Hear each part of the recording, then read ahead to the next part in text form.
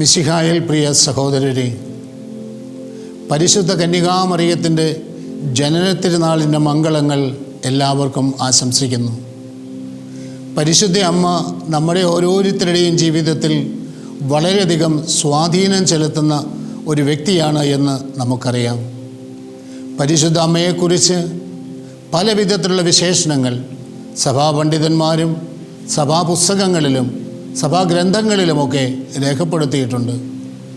പക്ഷെ അതിലൊക്കെ എന്നെ സംബന്ധിച്ചിടത്തോളം എൻ്റെ ഇത്രയും നാളത്തെ ജീവിതാനുഭവങ്ങളുടെ വെളിച്ചത്തിൽ ഞാൻ ഏറ്റവും കൂടുതൽ ഇഷ്ടപ്പെടുന്ന ഒരു വിശേഷണം പരിശുദ്ധ അമ്മ നരകസർപ്പത്തിൻ്റെ തല തകർത്തവൾ എന്നുള്ളതാണ്.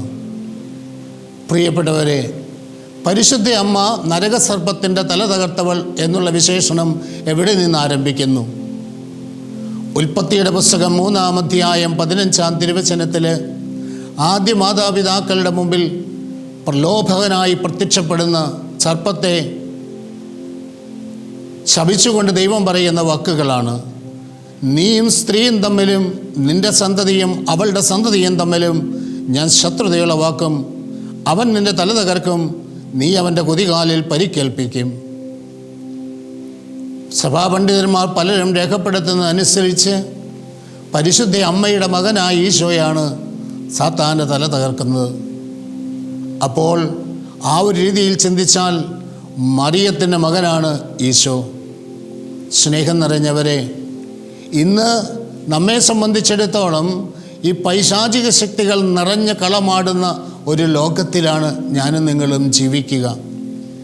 സഭാഗാത്രമാകമാനം ഈ പിശാചിൻ്റെ പ്രലോഭനങ്ങൾക്കും ഈ നരകസർപ്പത്തിൻ്റെ ഉപദ്രവത്തിനും പാത്രീഭൂതമായി തീർന്നിരിക്കുന്ന കാലഘട്ടമാണ്. എവിടെയൊക്കെയാണ് ഇതിനെ നമുക്ക് കാണുവാൻ സാധിക്കുക? പ്രധാനമായും 3 രംഗങ്ങളിലാണ് നമ്മൾ ഇവയെ കാണുക.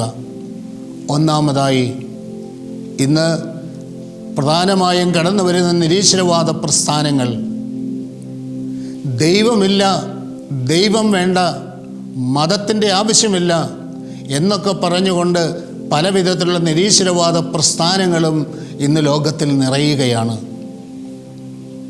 ദൈവത്തെ വേണ്ടാത്ത ഇസം ഇന്ന് ലോകത്തിലുണ്ടാകുമ്പോൾ മനുഷ്യൻ നിസ്വനായി മാറുന്ന ഒരു കാഴ്ചയാണ് നമുക്കിവിടെ കാണുവാനായി സാധിക്കുക.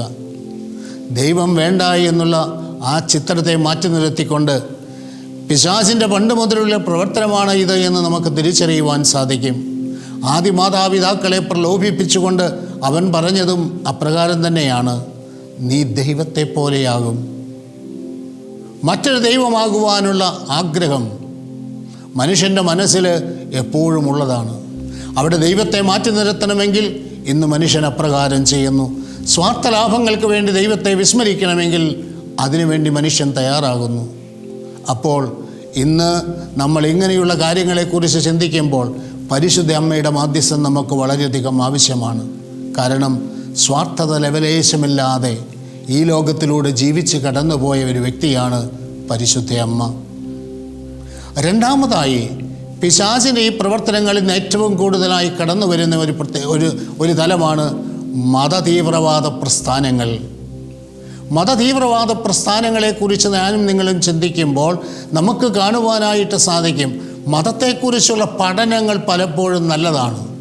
പക്ഷേ മതത്തെക്കുറിച്ച് മാത്രമായി തീരുമ്പോൾ, എൻ്റെ മതം മാത്രമായി തീരുമ്പോൾ, എൻ്റെ മതത്തിന് മുമ്പിൽ മറ്റെല്ലാം വിസ്മരിക്കപ്പെടേണ്ടവയായി മാറുമ്പോൾ ഇന്ന് തീവ്രവാദ പ്രസ്ഥാനങ്ങൾ രൂപം കൊള്ളുന്നു.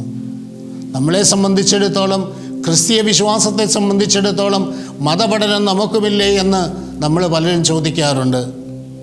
Changanassery arch bishop Mar Thomas തറയിൽ പറഞ്ഞതുപോലെ 12 കൊല്ലക്കാലം സൺഡേ സ്കൂളിൽ പഠിച്ചതുകൊണ്ട് ഇന്ന് വരെ നമ്മളൊരു തീവ്രവാദിയെയും സൃഷ്ടിച്ചിട്ടില്ല.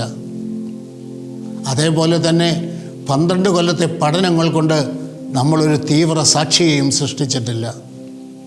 സ്നേഹം നിറഞ്ഞവരെ, മതതീവ്രവാദ പ്രസ്ഥാനങ്ങളുടെ ആണിക്കല്ല് പൈശാചികതയാണ്. അവിടെ മറ്റുള്ളവനെ കൊന്നൊടുക്കുവാൻ, മറ്റുള്ളവൻ്റെ ജീവിതത്തിലേക്ക് കടന്നു കയറുവാൻ വെമ്പുന്ന മനുഷ്യരെയാണ് നമുക്ക് കാണുവാൻ സാധിക്കുക. ഇവിടെയും പരിശുദ്ധ അമ്മയുടെ മാധ്യസ്ഥം നമുക്ക് ആവശ്യമാണ്.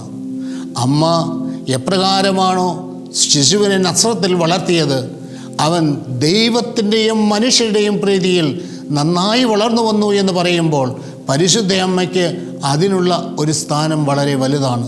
ആ അമ്മയുടെ മാധ്യസ്ഥം നമ്മുടെ ജീവിതത്തിലേക്കും കൊണ്ടുപോകാം. ഈ പൈശാചികതയെ നമ്മുടെ ജീവിതത്തിൽ നിന്ന് മാറ്റി നിർത്തിക്കൊണ്ട് തീവ്ര സാക്ഷികളെ സൃഷ്ടിക്കുന്നവരായി തീരുവാൻ നമുക്ക് പരിശ്രമിക്കാം. തീവ്രവാദികൾക്കപ്പുറം തീവ്ര സാക്ഷികൾ നമ്മുടെ സമൂഹങ്ങളിൽ ഉണ്ടാകട്ടെ. മൂന്നാമതായി, പൈശാചികതയിൽ ഏറ്റവും കൂടുതൽ നിറഞ്ഞ് കളമാടുന്നത് വിശ്വാസത്തിൻ്റെ മേഖലകളിലാണ്. ദൈവികമായ പ്രവർത്തനങ്ങൾ കൂടുതലായി അനുസ്മരിക്കപ്പെടാതെ, അല്ലെങ്കിൽ ദൈവത്തിൻ്റെ സാന്നിധ്യവും സ്നേഹവും അനുസ്മരിക്കാതെ മറ്റുള്ളവരിലേക്ക്, മറ്റുള്ള ചിന്തകളിലേക്ക് മനുഷ്യൻ്റെ മനസ്സിനെ കൊണ്ടുപോകുന്നു.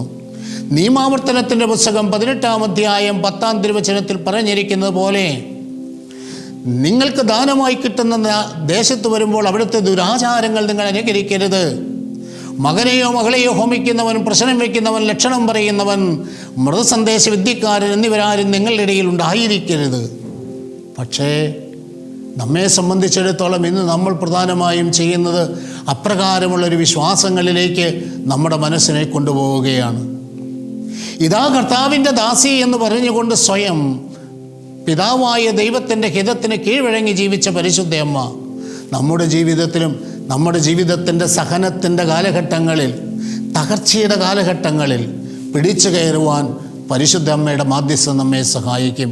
അതിനാൽ സ്നേഹം നിറഞ്ഞവരെ, പിശാചിൻ്റെ തല തകർത്ത പരിശുദ്ധ അമ്മയുടെ മാധ്യസ്ഥം യാചിച്ചുകൊണ്ട് നമ്മെയും നമ്മുടെ കുടുംബങ്ങളെയും സമർപ്പിച്ച് നമുക്ക് പ്രാർത്ഥിക്കാം.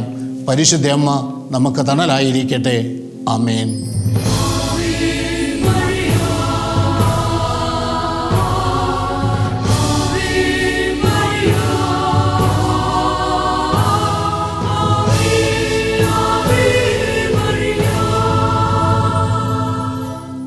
ഒരു നിമിഷം കണ്ണുകളടച്ച് കരങ്ങൾ കൂപ്പി നമ്മുടെ കുടുംബത്തെ സമർപ്പിച്ച് നമുക്ക് പ്രാർത്ഥിക്കാം. പരിശുദ്ധ അമ്മയുടെ പ്രത്യേകമായ സംരക്ഷണയാൽ നമ്മുടെ കുടുംബങ്ങൾ അനുഗ്രഹിക്കപ്പെടുവാൻ, പരിശുദ്ധാത്മാവിൻ്റെ ശക്തിയാലും ചൈതന്യത്താലും നമ്മൾ ഓരോരുത്തരും നിറയുവാൻ, പരിശുദ്ധ അമ്മയിൽ പരിശുദ്ധാത്മാവ് ആവസിച്ചതുപോലെ നമ്മുടെ കുടുംബങ്ങളിലും പരിശുദ്ധാത്മാവ് ആവസിക്കുവാൻ നമ്മൾ പ്രാർത്ഥിക്കുന്ന നിമിഷമാണ്. കർത്താവിൻ്റെ സന്നിധിയിലേക്ക് നമ്മുടെ ജീവിതത്തെ മുഴുവനായി സമർപ്പിച്ചുകൊണ്ട് നമുക്ക് പ്രാർത്ഥിക്കാം. എല്ലാവിധത്തിലുള്ള തഴക്കദോഷങ്ങൾ, പാരമ്പര്യ രോഗങ്ങൾ, വിവിധ തരത്തിലുള്ള വിധ്വംസക പ്രവർത്തനങ്ങൾ, ഇവയെല്ലാം വിട്ടുപോകുവാനായി നമ്മൾ പ്രാർത്ഥിക്കുകയാണ്. ദൈവത്തിൻ്റെ ശക്തി നമ്മോടൊപ്പം ഉണ്ടാകുമെന്നുള്ള വിശ്വാസത്തോടെ നമ്മുടെ ഭവനത്തിനും കർത്താവിൻ്റെ ഒരു കോട്ടയുണ്ടാകുവാൻ ഈ നിമിഷം നമുക്ക് പ്രാർത്ഥിക്കാം. കർത്താവ് നിങ്ങളെ അനുഗ്രഹിക്കുകയും പരിപാലിക്കുകയും ചെയ്യട്ടെ. അവിടെ നിങ്ങളിൽ വസിക്കുകയും നിങ്ങളോട് കരുണ കാണിക്കുകയും ചെയ്യട്ടെ. കർത്താവ് കരുണയോടെ കടാക്ഷിച്ച് നിങ്ങൾക്ക് സമാധാനം നൽകട്ടെ. തിരുവചനം അനുസ്മരിക്കുന്നത് പോലെ അവിടുത്തെ കൃപയുടെ സമർത്ഥിക്കത്ത് നമുക്ക് ക്രിസ്തുവിൽ പാപമോചനവും അവിടുന്ന് വഴി രക്ഷയും കൈവന്നിരിക്കുന്നു. നമ്മുടെ കർത്താവ് ഈശോ മിശിഹായുടെ കുരിശുമരണത്തിൻ്റെ അതേ അനന്ത യോഗ്യതയാൽ പാരമ്പര്യ രോഗ പാപശാപങ്ങളിൽ നിന്ന് കർത്താവ് നിങ്ങളെ മോചിപ്പിക്കട്ടെ. അവിടുത്തെ പുത്രനായ യേശുക്രിസ്തുവിൻ്റെ രക്തം എല്ലാ പാപങ്ങളിൽ നമ്മെ ശുദ്ധീകരിക്കുന്നു എന്ന തിരുവചന വാഗ്ദാനം അനുസരിച്ച് നിങ്ങളുടെ കുടുംബങ്ങളിൽ നിന്ന് തഴക്കദോഷങ്ങൾ, അടിമത്തങ്ങൾ, ജഡിക തിന്മകൾ ഇവ നീങ്ങിപ്പോകട്ടെ. എൻ്റെ ദൈവം തൻ്റെ മഹത്വത്തിൻ്റെ സമ്പന്നതയിൽ നിന്ന് യേശുക്രിസ്തു വഴി നമുക്ക് ആവശ്യമായിട്ടുള്ളതെല്ലാം നൽകും എന്ന തിരുവചന വാഗ്ദാനം അനുസരിച്ച് സാമ്പത്തിക ബാധ്യതകൾ, ബിസിനസ് തകർച്ചകൾ, കൃഷിനാശങ്ങൾ, ജോലി തടസ്സങ്ങൾ എന്നിവയിൽ നിന്ന് കർത്താവ് നിങ്ങളെയും നിങ്ങളുടെ കുടുംബാംഗങ്ങളെയും രക്ഷിക്കട്ടെ. ഞാൻ വന്നിരിക്കുന്നവർക്ക് ജീവനുണ്ടാകുവാനും അത് സമർത്ഥമായി ഉണ്ടാകുവാനുമാണ് എന്ന് ഈശോനാഥൻ്റെ വാക്കുകളിൽ വിശ്വസിക്കുന്ന നിങ്ങളുടെ കുടുംബത്തിലെ ശിശുക്കൾ ബാലാരിഷ്ടതകളിൽ നിന്ന് സംരക്ഷിക്കപ്പെടട്ടെ. പഠിച്ചുകൊണ്ടിരിക്കുന്ന ബാലികാബാലന്മാർ ജ്ഞാനത്താൽ നിറയട്ടെ. വിജ്ഞാനത്തിലും വിവേകത്തിലും യുവതി-യുവാക്കൾ ശക്തി പ്രാപിക്കട്ടെ. പരിശുദ്ധാത്മാവിൻ്റെ തികവിൽ പരിപൂർണതയുടെ ബന്ധമായ സ്നേഹത്തിൻ്റെ ഐക്യം ദമ്പതികളിൽ ഉണ്ടാകട്ടെ. രോഗികൾ സൗഖ്യം പ്രാപിക്കട്ടെ.